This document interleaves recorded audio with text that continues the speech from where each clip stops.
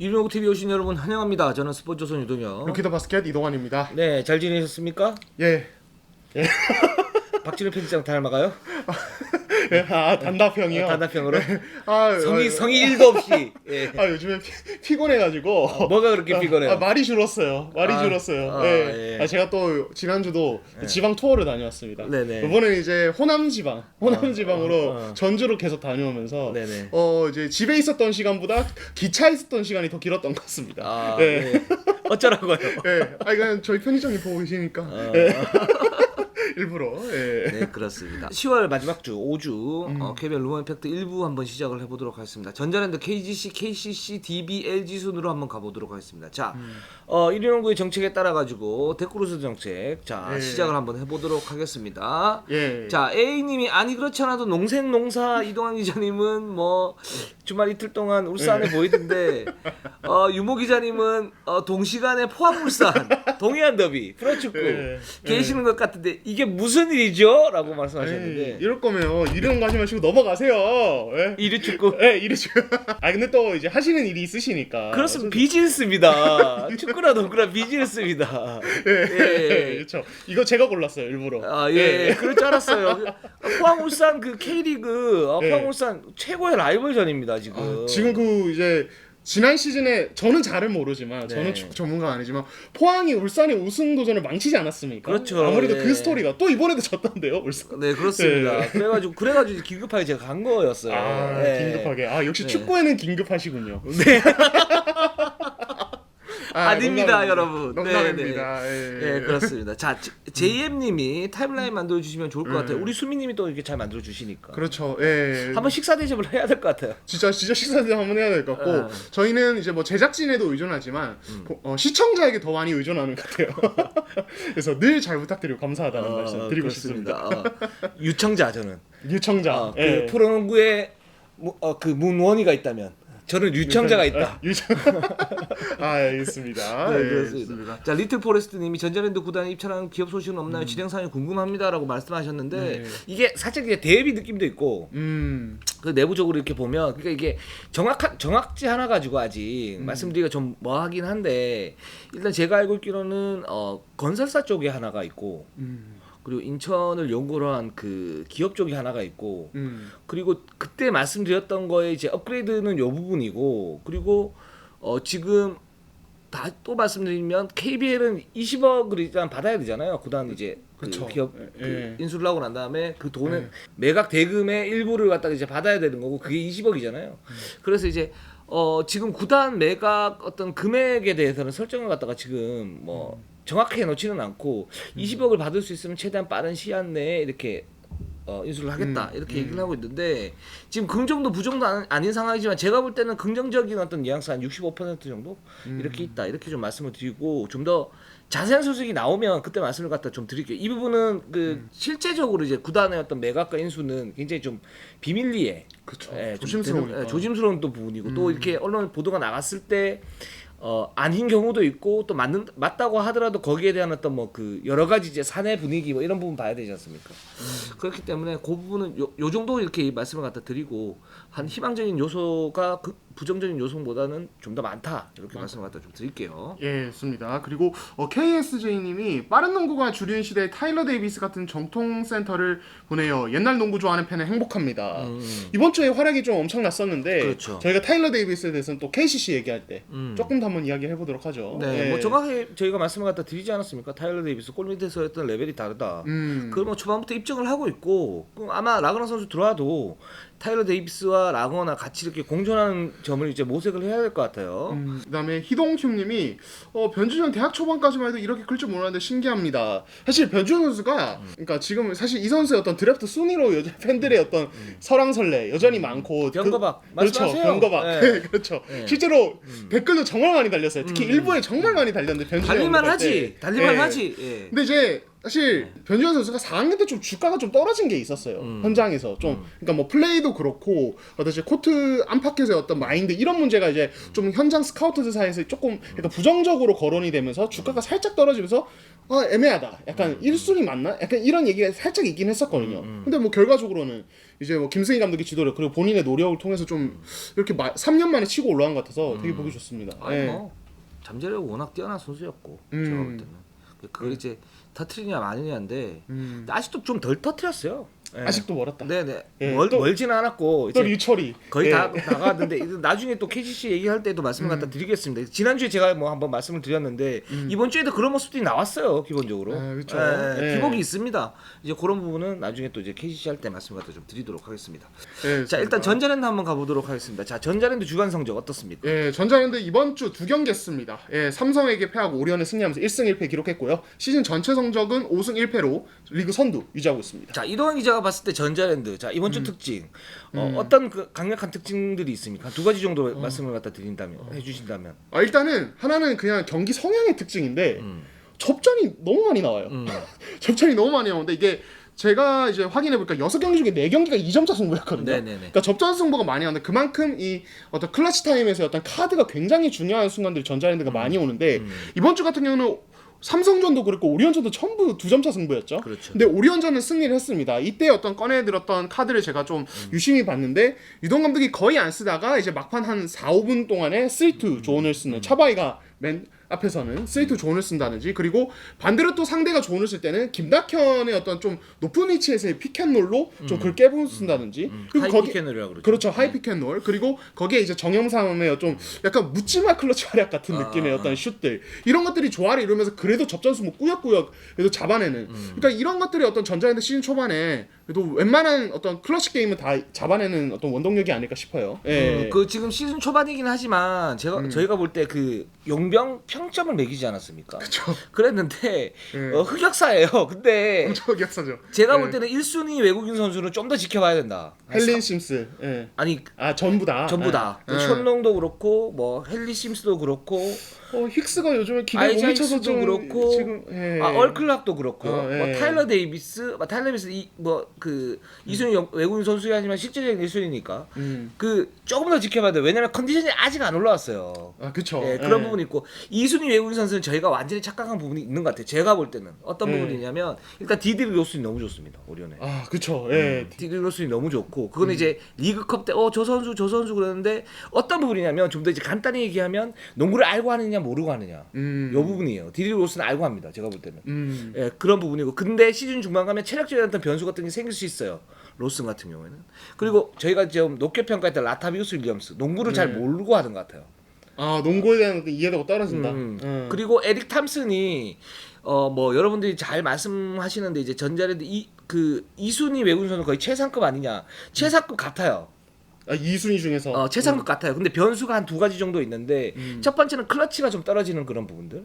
그리고 지금 활동력이 너무 좋은데 어마어마하죠 진짜. 예. 근데 이게 상대적으로 다른 외국인 선수들이 올라왔을 때 이런 활동력은 계속 되겠지만 여기에 기반한 어떤 수비 리바운드나 골밑 풋백 득점 그리고 수비가 지금 시점으로 유지가 되느냐 이 부분은 좀 지켜봐야 될 것 같아요. 근데 그 리온 윌리엄스보다 더 부지런하다라고 전자랜드 관계자가 그렇게 얘기를 했잖아요. 저희가 처음에는 리온 윌리엄스 정말 부지런한데 에릭 탐슨이 그럴까 그런데 정말 그래요. 예, 좋은 외국인 선수 맞습니다. 예. 그러니까 저희가 이제 영상을 보고 에릭 탐슨에 대해서 얘기했을 때 정말 뭐 전투적이고 리바운드 가담도 적극적이고 이런 것도 좋다. 근데 기본적인 사이즈 문제가 있어서 막 그냥 마무리도 불안하고 좀 그거 외에는 뭐 장점이 별로 없어 보인다. 뭐 2대2 할 때 헌신적으로 움직이 이런 거 좋을 것 같다. 딱 그 정도로만 얘기를 했는데 막상 보니까 코트에서 저희가 생각했던 에릭 탐슨의 장점은 상상 이상으로 좋아요. 그 어떤 부분이냐면 제일 큰 거는 스피드가 그 예전 이제 영상을 보면 스피드가 그냥 퉁퉁퉁퉁인데 지금은 바바박이에요. 맞아. 예, 그게 가장 좀 다른 것 같아요. 예. 활동력은 그대로 좋긴 하지만. 그러니까 2대2 할 때 그렇게 페인트전으로 그 정도 속도로 밀고 들어가니까 아무래도 좀 2대2 게임 자체의 효율도 높아질 수밖에 없고 기본적으로 이제 그 스크리너가 그 정도의 활동량을 보여주면 사실은 박찬이나 김낙현 같은 볼핸들러는 공격이 굉장히 편해져요. 엄청 편하죠. 예. 그렇다 보니까 지금도 사실은 헨리 심슨, 에릭 탐슨이랑 추천 시간이 많이 차이가 안 나요. 거의 뭐 비슷하게 가는데 확실한 장단점이 있는 거죠. 뭐 헨리 심슨은 오히려 하이포스트로 올라와서 이대한과 하이로 게임 많이 해주는 이런 쪽으로 가고 있고, 에릭 탐슨은 그 활동량으로 살려주고 있고. 그래서 뭐 둘 다 그냥 빅맨인데 확실히 장단점이 달라서 전자랜드가 그 어떤 다양성도 경기에서 안고 가는 게 아닌가, 예, 그렇게 봅니다. 그래서 예. 어제 마지막 클러치 타임 같은 경우에도 마지막에 유도훈 감독이 지시를 했던 게 뭐냐면 에릭 탐슨 네가 불발되면 잡아줘야 돼. 잡아주고 풋백으로 넣어. 이렇게 얘기를 했는데 그게 실제적으로 일어났고 거기에서 오리온과의 승부가 갈려버렸어요. 그렇죠. 이제 그런 장점이 있는 선수다라는 생각이 듭니다. 근데 저는 이제 그냥 이 시점에서 그냥 처음부터 조금 이런 얘기를 하기 좀 그런데 약간의 불안 요소. 그러니까 제가 6경기 중에 4경기가 접전이라고 했잖아요. 아, 전자랜드. 예, 그러니까 이게 전자랜드 예전부터 사실 이런 늠농구 스타일은 계속 되어 왔는데 사실 지난 시즌을 돌이켜 보면은 사실 지난 시즌도 초반에 되게 괜찮았단 말이에요. 그러다가 결국에는 서서히 내려가더니 시즌 중반 넘어가서는 그냥 확 떨어졌는데 사실 뭐 이제 여러 가지 요인이 있지만 그중 하나가 김낙현, 강상재가 처음에 막 폭발하다가 페이스가 체력 문제로 확 떨어졌단 말이에요. 그렇죠. 지금도 사실은 전자랜드가 초반에 이 정도로 접전 승부가 많고 사실 생각보다 가드 쪽에서 홍경기나 뭐 이런 이제 민성준은 사실 뭐 활용도가 떨어지긴 하지만 아무튼 출전 시간이 좀 떨어져서 이 상태로 로테이션이 가다 보면은 제가 생각하기에는 시즌 중반 넘어가면 또 체력 문제가 좀 나올 것 같아요. 그래서 그러니까 많은 분들이 이제 그렇게 얘기를 하시죠. 전자랜드 지금의 상승세가 그대로 갈 것인가요? 올 시즌은 좀 다른가요? 지난 시즌하고 비슷한가요? 이렇게 말씀을 하시는데 그렇죠. 예. 저도 조심스럽게 말씀을 좀 드리면 그런 부분이 좀 있을 것 같아요. 그러니까 이제 어떤 부분이냐면 첫 번째는 에릭 탐슨이 좋은 외국인 선수예요. 헨리 심스도 기본은 돼 있어요. 그러니까 저희가 그거는 말씀을 갖다 드렸던 거고. 근데 이제 골밑에서 메이드가 되느냐 안 되느냐 이 부분인데 메이드가 잘 안 돼요 사실. 그쵸. 그렇기 때문에 접전을 많이 가는 거고. 근데 전자랜드가 좋았던 건 뭐냐면 시즌 그 준비를 때 굉장히 철저히 하면서 객관적 전력보다는 좀 더 좋은 상태에서 스타트를 했다. 그쵸. 반면 다른 팀들은 여전히 뭐 1순위 외국인 선수가 안 좋다든지 뭐 KGC가 그렇고 사실 현대모비스가 그렇고 그다음에 많은 팀들이 있잖아요. 대부분 보면 그러니까 확실히 정상은 아닌 상태예요 지금. 뭐 그렇죠. 오리온도 이제 제프 위디가 들어오면서 좀 나아졌지만 그런 부분이 있고. 근데 이 선수들이 올라갔을 때 과연 전자랜드가 그러면 상대적으로 지금은 기선을 갖다 제압했는데 상대적으로 어떤 경기를 갖다 펼칠 것인가라고 봤을 때 고전할 가능성은 여전히 좀 있다. 좀 그렇죠. 이런 부분 좀 봐야 될 것 같아요. 예, 그러니까 제 생각에는 그러니까 다른 팀들 사실 굉장히 로테이션 폭을 넓게 가져가는데 전자랜드는 상대적으로 조금 좁은 느낌이 있어요 초반에. 아무래도 초반부터 팍 치고 나가야 되는 팀이다 보니까. 그래서 제가 봤을 때 홍경기, 민성주가 어느 정도라도 그래도 시간 채워주는 게 중요하고 제일 중요한 어떤 변곡점은 1월 초에 정효근이 전역해서 합류할 때 그렇죠. 그때 로테이션 폭도 넓어지면서 정효근은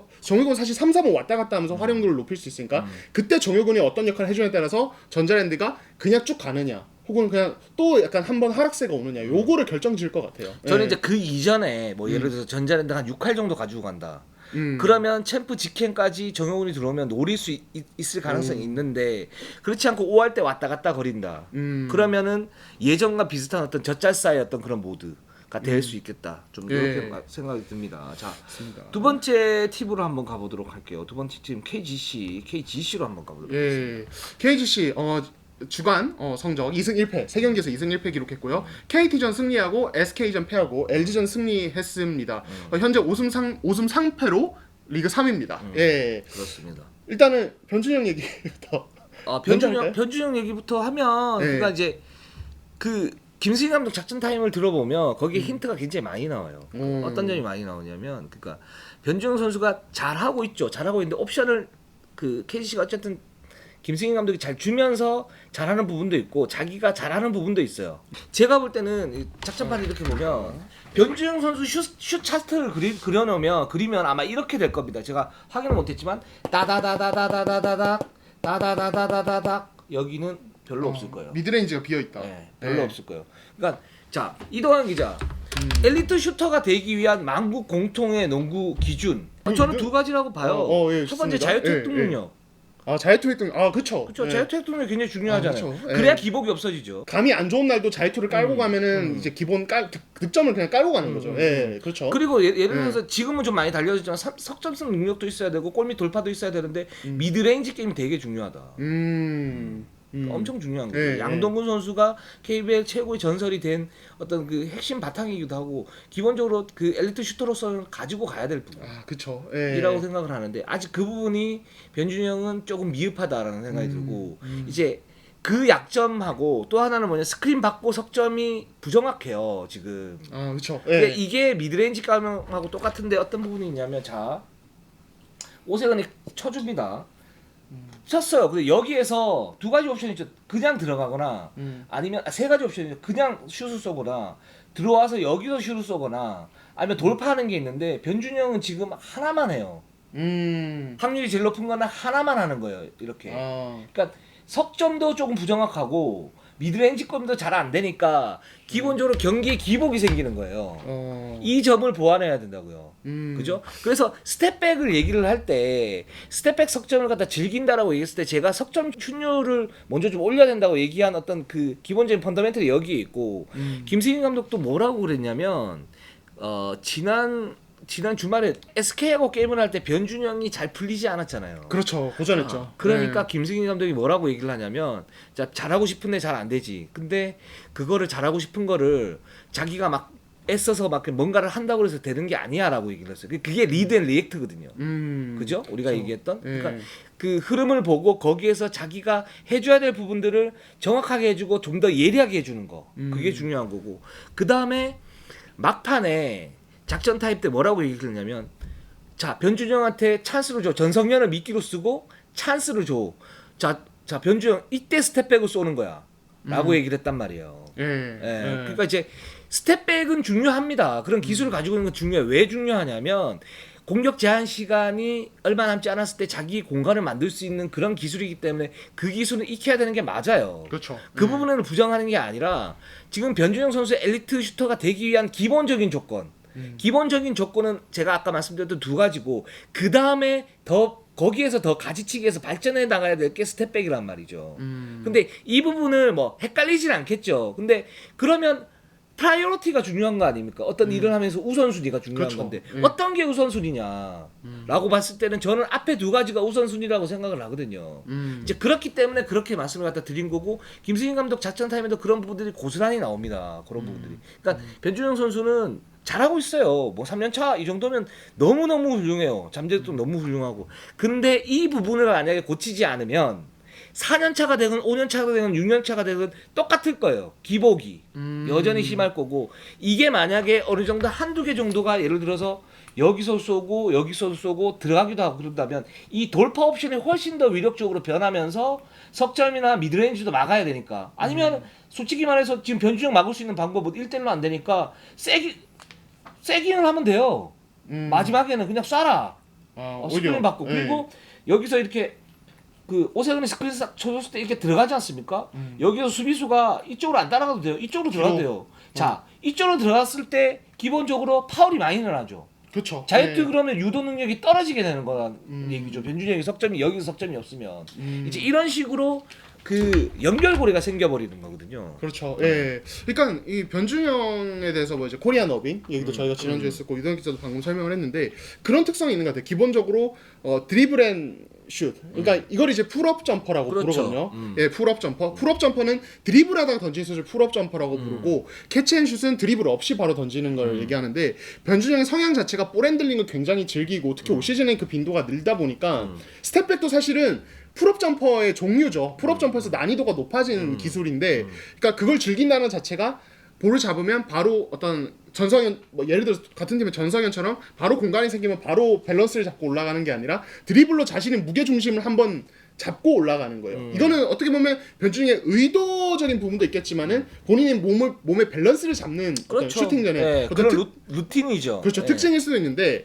이제 유동혁 기자 말대로 진짜 에이스급 어떤 이제 엘리트급 어떤 스코어러 슈터로 거듭나기 위해서는 이제 드리블을 안 하는 상황에서도 밸런스를 잡고 바로바로 올라갈 수 있는 상황은 분명히 만들어내야 될 것 같습니다. 그리고 사실은 변준영의 어떤 스텝백이나 뭐 이렇게 막 치다가 스텝백 3점 던지는 거나 이렇게 드리블 돌파하는 거 보면 전부 자기 어떤 밸런스를 최대한 유지하는 안에서 잔드리블로 계속 잔에이크로 들어가는 거거든요. 그러니까 큼직큼직하게 왔다 갔다 하진 않아요. 근데 이제 그게 어떻게 보면은 다르게 말하면은 그런 동작에서 밸런스 잡는 게 되게 어려워하는 것 같아요. 그러니까 이제 말씀하신 뭐 양동근 이제 예를 드셨는데 양동근 이렇게 뭐 스크린 봐서 바로 치고 들어갈 때 이렇게 해서 요 정도 라인이죠. 요 라인에서 이제 풀업 점퍼 이제 미드레인지를 던질 때 여기서 밸런스를 진짜 기가 막히게 잡아요. 그렇죠. 그리고 여기서 어떻게 들어가냐면 수비수가 도저히 못 먹게 쭉 들어가요. 그렇죠. 큰 스텝으로 쭉 들어가서 거기서 하체 힘을 이용해서 바로 올라갈 수 있는 그런 슈팅 메커니즘이 돼 있어요. 그렇죠. 예. 근데 이게 변준이 형 봤을 때 제가 봤을 때 양동근 같은 뭐 민첩성도 차이가 나지만은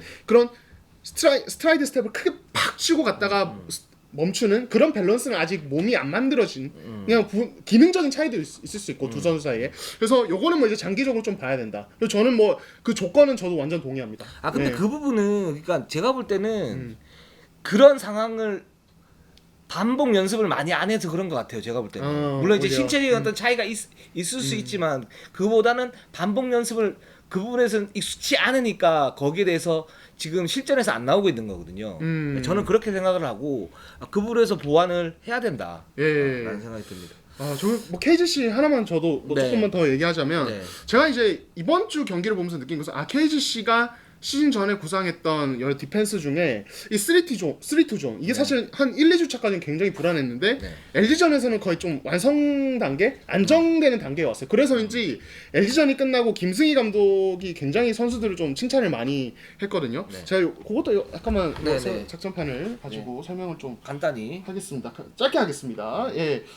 이제 요게 이제 KGC가 추구하는 3-2 존인데 이제 특징이 뭐냐면은 여기 문성권이 서요. 문성권이 서서 요 위아래로 가는 거죠. 근데 드롭존보다는 요 폭이 좁고 양쪽 날개 압박이 강하진 않습니다. 네. 다만 또 하나 특징이 뭐냐면 보통 이런 식의 어떤 존 2-3든 3-2든 상대가 하이포스트에 볼을 많이 넣으려고 하는데 하이포스트에 볼이 들어왔다. 그러면은 하이포스트에 볼이 들어왔거나 요 빅맨이 여기 올라가서 잡았다 상대가. 그럼 요 선수가 올라가고 여기서 이 KGC 특징이 하나 있는데 스위치가 돼요. 네. 위치 스위치를 해요. 그래서 이렇게 빅맨 밑에 있던 빅맨 오세근이나 얼클락이 올라가는 순간에 이 선수는 이쪽 커버하면서 내려가요.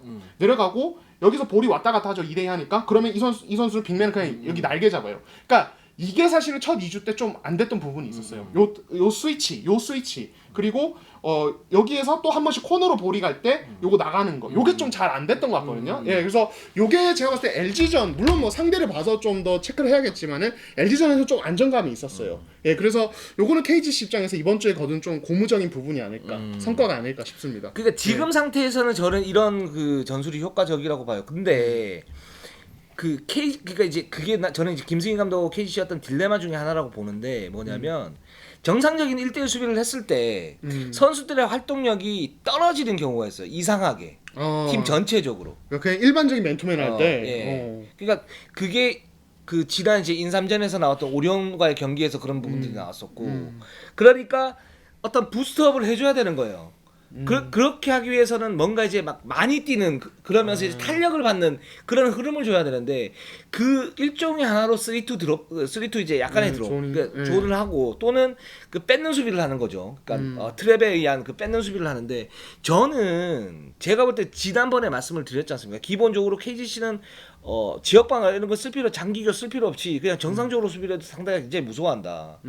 그러니까 지금 중요한 건 뭐냐면 현실에서는 어떤 부분이 있냐면 이렇게 했을 때 이 활동력이 떨어지는 부분들이 있는데 저는 그 루틴을 바꿔야 된다고 봐요. 너무 좀 변칙적인 거에 많이 의존을 한다. 그렇죠. 그러니까 KGC가 수비를 더 강화하기 위해서는 이런 3-2 존도 좋고 거기 뺏는 그런 수비도 좋은데 압박에 의한 뺏는 수비도 좋은데 우승을 하기 위해서는 현실적으로는 만약에 1대1 수비를 했을 때 활동량이 떨어지기 때문에 그런 부분에서 문제가 있다 그러면 그 부분을 바꿔줘야지. 그거를 보충하기 위해서 3-2 존을 쓰고 뭐 뺏는 수비를 하고 저는 그 부분은 좀 돌아가는 것 같아요. 그러니까 좀 더 효율성이 떨어진다.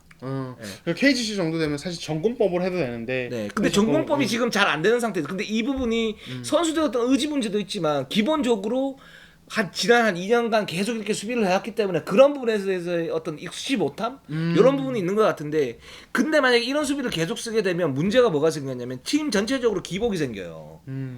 그리고 뺏는 수비를 많이 하면 체력적으로 부담감이 생기기 때문에 공격에서의 기복 그리고 부상의 위험도 이런 게 올라가는 그런 부분들이니까 그런 부분들은 한번 손익계산서 따져봤으면 좋겠어요. 아, 네. 예, 알겠습니다. 자, 그 다음에 KCC로 한번 가보도록 하겠습니다. KCC. 예. 자. 이번 주 3경기에서 2승 1패 네. 기록을 했습니다. SK, 잘했네요. 예, 굉장히 좋았죠. 예, SK에 승리하고 모비스에게 좀 대패를 하긴 했는데 네. 그 다음 경기에서 DB에게 승리를 하면서 지금 4승 3패 4위에 올라 있습니다. 예. 네, 타일러 데이비스를 얘기를 해야 될 것 같아요.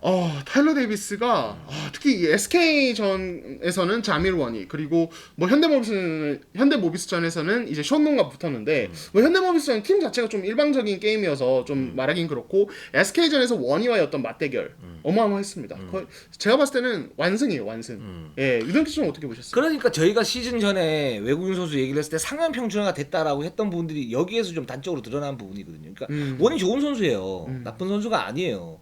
근데 상대적으로 예를 들어서 타일러 데이비스를 만난다거나 아니면 뭐 이제 나중에 몸이 올라온 아이자 힉스를 만난다거나 션농을 만난다거나 이렇게 했을 때 그 활약도가 줄어들 수 있다라는 거였고 그게 라거나나 라렌도 마찬가지고 저 이런 부분 봤었는데 지금 타일러 데이비스가 그런 부분에 대해서 어느 정도 입증을 하고 있다.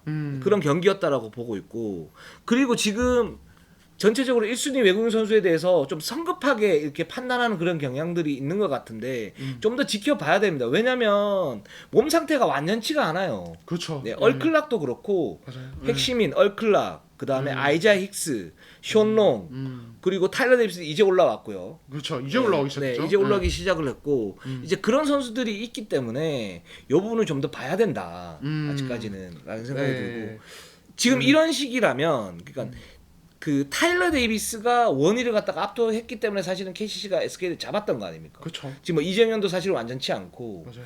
여기에 보면 뭐 유병 선수도 이제 부상이고 KCC가 완전치 않은데 일단 SK의 문제는 뭐 나중에 말씀을 갖다 드리겠지만 원에 대한 과도한 의존도 근데 이 부분에 대해서 막아버리니까 전체적으로 게임 플랜이 꼬여버리고 KCC가 반사이익을 얻으면서 승리를 갖다 거뒀고 거기에 KCC가 좋은 부분은 뭐냐면 SK가 3-2 이제 변형 조를 갖다 쓰는데 그 부분에 대해서 타일러 데이비스가 농구를 알고 하는 느낌이 있다. 그렇죠. 예. 그러니까 그 효과가 반감이 되면서 KC의 외곽포가 터지긴 했지만 거기에서도 타일러 데이비스의 어떤 숨은 공헌도가 있고 그래서 결국은 SK가 다시 1대1 수비로 정상적으로 바꿨는데 거기에서는 이제 뭐 스위치를 했을 때 미스매치 공략을 하면서 KC가 승리 갖다 거뒀다 이렇게 말씀드리겠습니다. 그러니까 저는 뭐 타일러 데이비스의 인사이드에서 파괴력 이런 것들은 뭐 사실 저희가 영상을 통해서 어느 정도 확인이 됐는데 그게 그대로 드러난 것 같아서 뭐 이제 더 이제 이동 기자 설명 잘했으니까 제가 더 길게 얘기할 필요는 없을 것 같고 제가 또 보는 타일러 데이비스의 또 다른 장점은 침착함이에요. 그렇죠. 이게 뭐냐면은 그러니까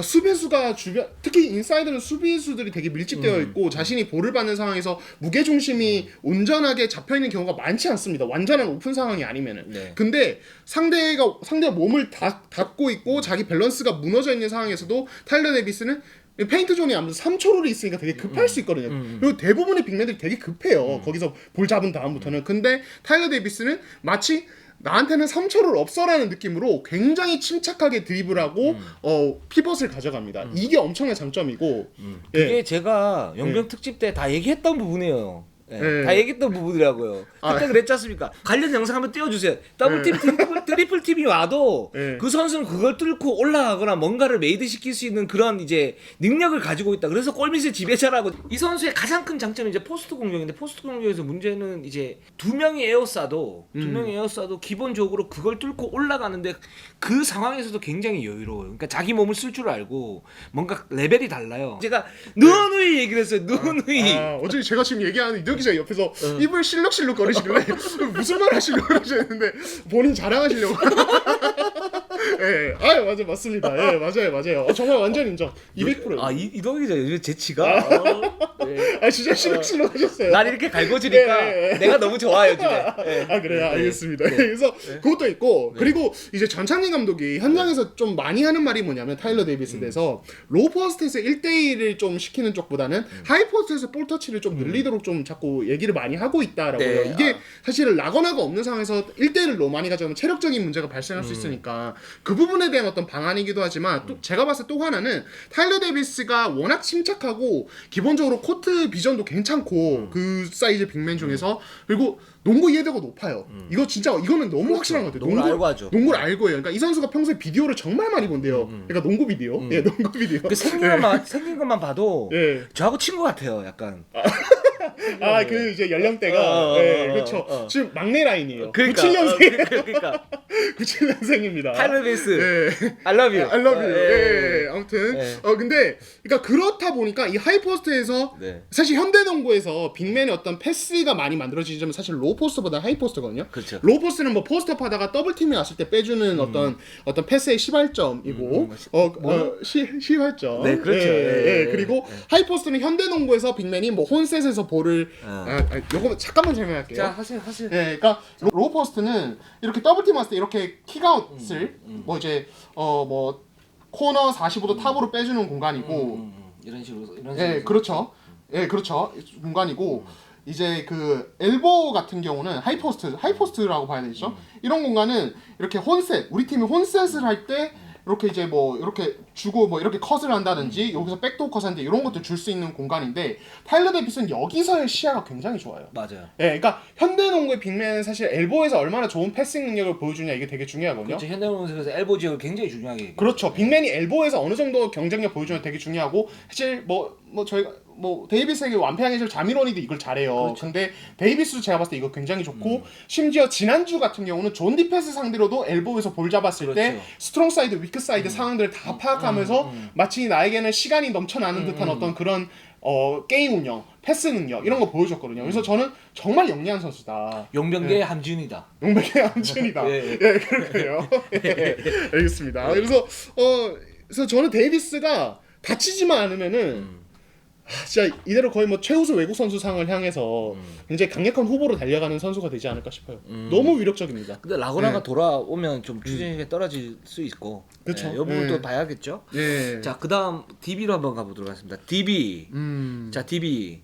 예, 그렇죠. DB 지금 이제 3승 4패 기록 중이고 이번 주 2패 했습니다. 오리온에 지고 KCC에 졌습니다. 사실 오리온전도 그렇고 KC전도 그렇고 특히 KC전은 막판까지 잘 하다가 밀렸어요. 그러니까 그 지난주에 제가 유동 기자랑 그런 얘기했잖아요. 이 팀이 지금 부상자가 많은 상황에서 김종규, 윤호영 다 나간 상황에서 버틸 힘이 있느냐 없느냐, 버틸 수 있느냐 없느냐. 그러니까 제가 봤을 때 경기 내용으로 어떤 전술적인 움직임과 조직력으로 버티다가 결국에는 힘이 떨어져서 뭐 외국 선수 부분도 그렇고 그런 부분에서 힘이 떨어져서 계속 막판에 밀리는 상황이 나오는 것 같아요. 그렇습니다. 그래서 그 상황에서 두경민이나 뭐 허웅이나 이런 선수들이 고군분투하지만 그쪽에서도 약간의 약점들이 있기 때문에 힘이 좀 많이 좀 떨어질 수 있다. 그 포스트에 문제가 있기 때문에라고 그렇죠. 말씀드렸는데 그 부분이 뭐 여실하게 나왔어요. 그렇죠. 예. 여실하게 나왔고 그 타이렉 존스가 사실 어제 게임에서 일요일 게임에서 굉장히 좋은 이제 탄력을 갖다 보였는데 근데 딱 그거다. 그쵸. 예. 그러니까 덩크 진짜 멋있어요. 저도 진짜 타이릭 존스 덩크 장면은 나중에도 무조건 찾아보거든요. 뭐 DB 경기 결과는 상관없이. 근데 그랑 별개로 타이릭 존스가 그런 호쾌한 덩크를 터뜨린 장면은 사실은 이게 폄하하려는 게 아니라 상대 수비가 완전히 실수를 했다든지 공격 리바운드를 잡았는데 그냥 완전히 주변이 오픈되어 있다든지 이런 상황에서 나오는 거지 이게 어떤 타이릭 존스가 어떤 자신만의 2대2 게임에서 영리한 움직임을 통해서 만든다든지 어떤 동료와의 시너지를 통해서 만들어낸 장면은 사실 많지는 않아요. 그리고 또 하나 더 큰 문제가 뭐냐면 뭐 공격은 그렇다고 쳐요. 근데 수비에서 예를 들어서 상대가 2대2 공격을 했을 때 두경민이나 호흡하고 호흡이 맞지 않아가지고 찬스를 내주는 경우가 너무너무 많아요. 수비할 때. 예. 그 부분이 문제. 그렇기 때문에 이제 저스틴 녹스를 1순위로 쓰는 건데 그 1옵션으로 쓰는 건데 이제 그 부분이 어느 정도 해결이 돼야 되는데 이 선수가 이제 대학 졸업한 다음에 바로 오지 않았습니까? 그쵸. 그 농구 BQ가 저는 그렇게 좋은 것 같지는 않아요. 물론 이제 연습을 계속 할 거고 거기에 대해서 반복 연습을 갖다가 하기 때문에 뭐 지난 시즌과 같은 그런 어떤 수비의 약점은 아니겠지만 그 전체적으로 보면 이제 절체절명의 상황에서 그런 수비에서 구멍이 안 날 정도의 어떤 안정감이 있을까? 이런 부분에서는 약간 좀 봐야 되겠다. 그쵸. 약간 좀 부정적이다. 저는 이렇게 생각해요. 일단 김종규가 10월 말은 지나야 일단은 아무리 빨라도 돌아올 수 있는 상황인데 그렇죠. 이게 진짜 그때까지 5할을 할 수 있을까? 이게 진짜 걱정이에요. 그때까지 못 버티면은 사실 김종규와도 온전한 전력은 아니잖아요. DB가 지금 사실 허웅도 아무래도 비시즌에 발목 이제 좀 재활을 많이 했기 때문에 주전으로는 잘 안 나오고 있고 그런 상황에서 여기서 만약에 계속 무너진다면은 김종규와도 확확 반등을 못하면서 그냥 좀 애매한 상황으로. 그러니까 왜냐면 외국 선수들 힘이 일단 떨어지니까 또. 그렇죠. 그러니까 그런 상황이 아닐까 싶어요. 예. 그래서 좀 DB는 초반부터 좀 위기다. 이런 생각이 들고 여기에서 그 뭐 연패를 끊고 한 4, 5분 정도만 해도 돼요. 그쵸. 사실 그 정도면 괜찮죠. 그 정도 괜찮은데 이게 연패가 좀 계속 길어진다 이렇게 되면 김종규가 돌아와도 거기서도 좀 뭔가 이제 또 헤매는. 김종규가 한 두세 게임 정도로 이렇게 적응을 해야 되니까 그런 부분에서 좀 초반부터 좀 위기인 상태다 이렇게 좀 말씀을 갖다 드리고 싶어요. 자 다음 팀으로 한번 가보도록 하겠습니다. 자 마지막으로 LG 한번 보도록 할게요. 예, 현재 2승 5패 9위 기록 중이고요. 이번 주에는 1승 2패 기록했습니다. 오리온에 지고 삼성에 이겼고 그리고 KGC에 졌습니다. LG는 제가 계속 말씀드리지만 공룡농구를 해야 되는데 공룡농구가 안 되는데 삼성전에는 됐어요. 그렇죠. 삼성전 진짜 네. 이번 시즌 들어서 처음으로 LG가 원했던 농구가 이런 농구구나라는. 근데 그게 이제 과연 LG의 공격이 세서 그런지 삼성 수비가 약해서 그런지 그거는 제가 더 이상 얘기 안 하겠습니다. 예. 정말 빠르고 냉정한 어떤 평가. 예. 그렇죠. 사실은 제가 봐도 좀 약간 서로가 뭔가 수비가 좀 잘 안 되고 공격도 잘 안 되면서 하다가 LG가 슛이 뻥뻥 터지면서 좀 잡은 그런 느낌이 있었고. 근데 이제 제가 사실은 시즌 개막하고 나서 계속 이 LG의 라인업 어떤 딜레마에 대해서 언급을 했잖아요. 그렇죠. 4번을 누구 쓰냐? 서민수를 쓰느냐? 김동량을 쓰느냐? 빅맨을 쓰느냐? 수벌 포워드를 쓰느냐? 그렇죠. 그러면서 뭐 박정현, 김동량, 뭐 서민수 뭐 이런 정의재에 대한 평가도 제가 조금 했었고. 근데 이번 주를 봐서는 좀 어느 정도 가닥이 잡힌 것 같아요. 그러니까 물론 삼성전은 김동량이 좀 많이 뛰었지만은 KGC전 같은 거 봤을 때는 거의 서민수를 4번으로 쓰는 시간을 좀 늘릴 것 같고 그 3번 자리에 정의재를 그냥 3, 4번 같이 스위칭하면서 쓰거나 그렇죠. 최승욱이 최승욱이 이번 주부터 출전 시간이 늘었거든요. 최승욱을 사용을 하고 앞서는 지금 뭐 강백은 조성민이 몸 상태가 완전치 않아서 조금 더 지켜봐야겠지만 투카드 빈도는 계속 높을 것 같아요. 지금 김실의 뭐 박병우 같이 쓴다든지 아니면 김실의 이원대 아니면 김실의 정성우 이런 식으로 약간 꼬꼬마로 하되 우리 그냥 스피드는 살려보자. 지금 이렇게 마음을 좀 먹은 느낌이 나요. 이번 주부터는. 그 지금 LG가 뭐 안 되는 게 이제 뭐 여러 가지 문제들이 있지만 객관적 전력의 어떤 그 약함 그리고 살짝 이제 혼돈이 오는 그런 공격농구 이런 그렇죠. 이게 기본적으로 코어는 돼줘야 되는데 지금 김실애가 그런 부분에서는 좀 시즌 초반이지만 약해요.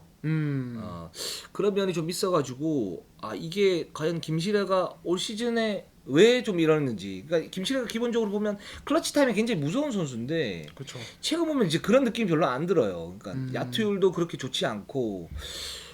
근데 이제 김신혜가 기본적으로 잡아줘야 되거든요. 로테이션을 돌려도 그렇죠. 뭐 DB가 로테이션을 돌려도 두경민, 호응이 잡아줘야 되는 것처럼 여기는 김신혜가 잡아줘야 되는데 그 부분에서는 살짝 좀 문제가 있고 또 하나는 라렌이 또 하나 또 그 코어에서 잡아줘야 되잖아요. 근데 그렇죠. LG는 좋은 게 뭐냐면 리온 윌리엄스가 평타를 칠 수 있기 때문에 라렌 출전 시간 한 25분 정도 가져가고 라렌이 LG가 추구하는 그런 농구에 맞춰가지고 해야 되는데 이 맞춘다는 게 뭐냐면 1대1 포스트업을 하는 게 아니고 쭉 나와가지고 2대1을 하고 그리고 달려주고 그리고 그 공격 제한 시간이 좀 쫓길 때 1대1로 마무리를 해주고 이런 걸 해줘야 되는데 여전히 라렌은 1대1 했던 비중이 꽤 높다. 이런 생각이 들고 그 습관이 사실 지금 초반이긴 하지만 잘 고쳐지지 않는다.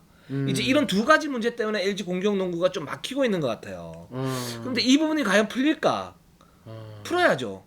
그렇죠. 어떻게든 풀어야 되는데 안 풀리면 솔직히 냉정하게 말하면 망하니까. 그렇죠. 그러니까 저는 습관 얘기에 굉장히 공감하는데 사실 지난 시즌에 김신혜도 부상으로 계속 왔다 갔다 했고 그리고 LG 전력 자체가 약하다 보니까 라렌 1대1 빈도 물론 이건 또 뭐 현재 감독의 스타일도 있긴 했지만은 라렌 1대1 빈도가 되게 높았는데 이게 사실은 지난 시즌은 약한 전력에서 라렌이 고군분투하면서 자신만은 KBL 최고 수준으로 활약했다라는 어떤 설명이 됐는데 이번 시즌에 LG가 추구하는 조성훈 감독이 추구하는 농구 안에서 그리고 김시래가 계속 뛰는 상황에서 라렌이 플레이하는 거 보니까 이게 지난 시즌 라렌의 플레이가 어쩔 수 없는 팀의 상황 때문만은 아니다. 그렇죠. 이거는 어떻게 보면 라렌 본인의 어떤 성향이고 어떤 2대2나 어떤 다른 어떤 본인이 조금 약간 희생하는 플레이에서 다른 선수와 합을 맞춘 능력이 생각보다 좀 불안하다. 예, 이런 생각도 좀 들더라고요. 그리고 올 시즌은 외국인 선수들이 상향 평준화 됐기 때문에 라렌이 작년과 같은 그런 그런 기대치보다는 좀 떨어질 수 있다 이런 부분도 있고요. 예, 맞습니다. 그렇기 때문에 LG는 지금 활로가 좀 필요한데 그 활로를 조성호 감독이 어떻게 좀 찾을 것인지